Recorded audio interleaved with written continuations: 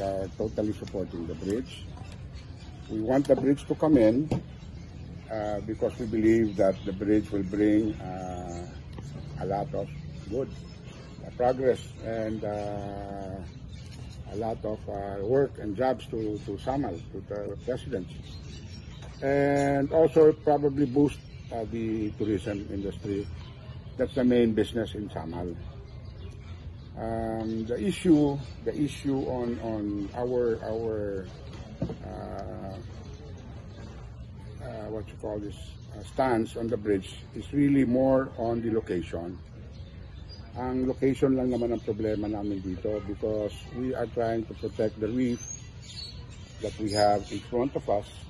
That's why I was inviting you to look at the reef for yourselves, because sadly, very sadly, and we are grateful also to Eco Taneo, who's been helping us with this, to make the reef, expose the reef to everybody by going diving.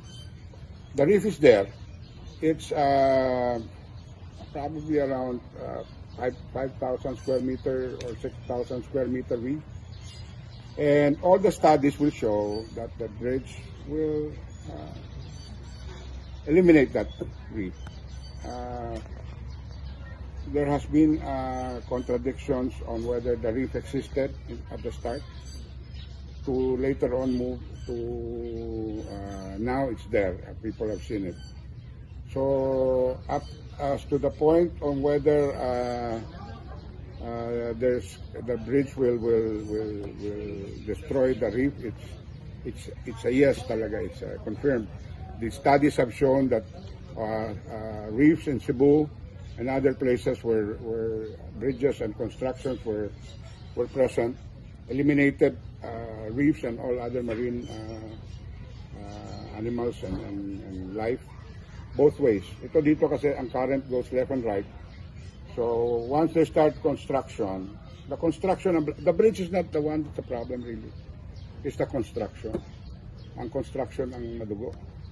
The bridge, the construction's gonna excavate and bring out silt, bring out a lot of mud, bring out a lot of sand, and it's gonna bring it both ways, depende sa current, up to estimated 7 kilometers in distance.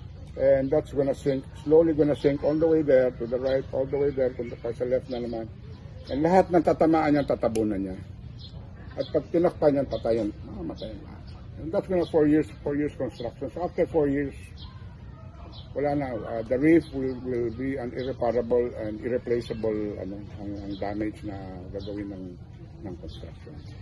So yun ang so right now we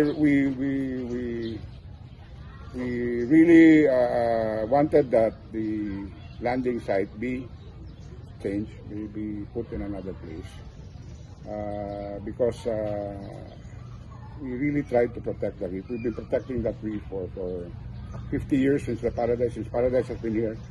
We have been very protective of that reef until now. So we were surprised that lacking studies and still they pushed through with the project.